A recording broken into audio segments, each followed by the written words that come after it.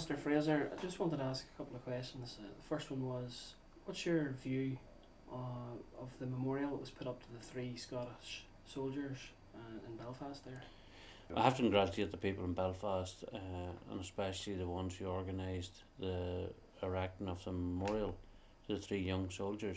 Like, they're only children whenever they came here, and the fact that, well, it's 40 years on, but people still do remember what happened. The dirty act that was done that night of luring the three fellas out is another total disgrace. But it's encouraging now, and because this is something that we are strongly behind, and remembering what the IRA did within our community. It is important that the people do not forget what the IRA did, and the butchery of them three young soldiers on that night was an horrific crime, because there were only three soldiers in their 17, 18, 19 years of age. Two of them were brothers. The man who done the shooting that night, Martin Meakin, was supposed to be a great hero within the Republican cause. He was never held to account for that, and well, he's not alive today, thankfully. But the fact that that memorial is now there, and the fact that people know who carried out that devil's act, and say again, it was Mr. Meakin, Martin Meakin, who's an icon within the Republican movement, and that's his sort of claim to fame, that he murdered three young soldiers. So, Mr. Fraser, the type of memorial that was erected in Belfast, is that something that you would like to see rolled out province-wide? Certainly is. We've been in touch with a number of families. Now, we are doing it with our local people, the like of the Kings Mills, the Tullivans, the Darkleys. We intend to commemorate them and mark the spots on the side of the road, so that when people are driving past, they know the butchery that was carried out within that community. But we also intend to mark the spots where they murdered soldiers and police officers from other parts of the United Kingdom, and within South Armagh, and hopefully other groups will follow suit. That whenever people come to Northern Ireland, they will see crosses or memorials on the side of the road to innocent civilians, or the brave soldiers or policemen who give their lives to protect the community. That this whole romantic idea of the Republican movement will be done away with, that they were a bunch of gutless cutthroats and lay behind hedges at night, is the image that will be going out to the rest of the world, because that's exactly what they did.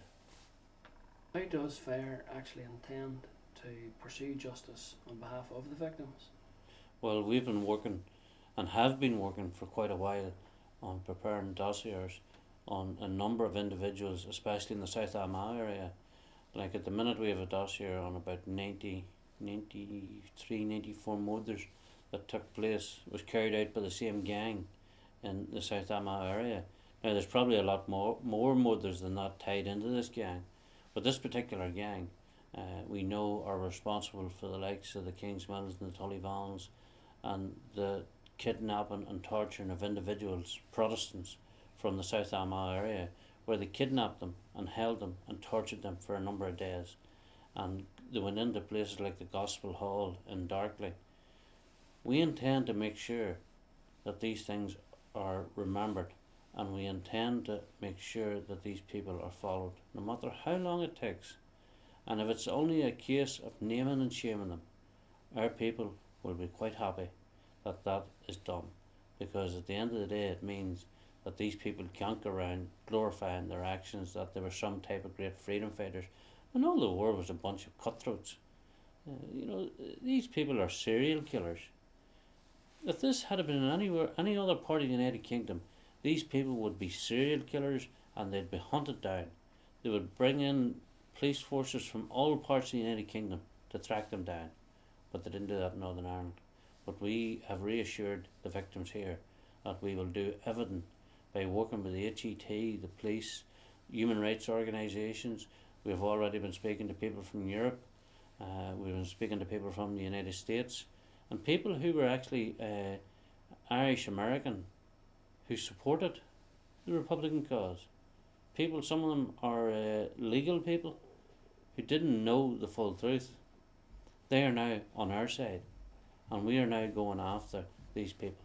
We do understand we may never put them in jail, But at the very least, we will name them and shame them, that their very great great grandchildren will know that they were nothing but a bunch of cold blooded, thirsty murderers, that they were no great freedom fighters. This romantic myth that they like to hand down from generation to generation, that the IRA were great lads and they were great freedom fighters. They never took on the army. Or as a matter of fact, they never took on the UDR. And this is one thing needs to be made quite clear. Not one local UDR man was ever murdered in South Armagh wearing a uniform. Not one. Every one of them was killed at their work, or going to their place of worship, or out shopping with their children and their wife. That's what the IRA did in South Armagh. Just in case, Slab, you think we forgot about you, we haven't forgot about you. Or the John George uses this word, we haven't forgot about you. And the so-called sniper, anybody that could fire a rifle could hit somebody at 200 or 300 yards. But this is the Republican myth that they like to betray.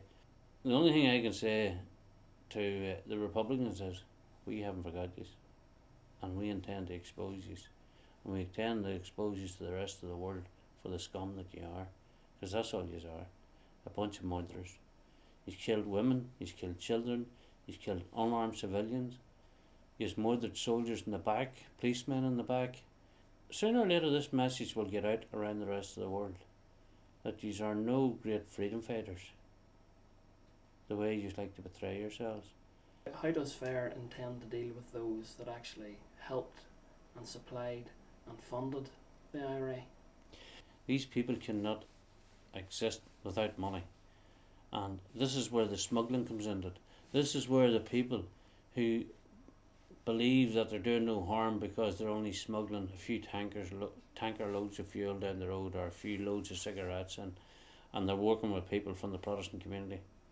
You're financing the murdering of our people, the destruction within our communities, and we will do everything we can to make sure that money is cut off you, because until that is cut off, the terrorists, they will keep going, because without the money they can't exist. With the money they can, and we have to stop that.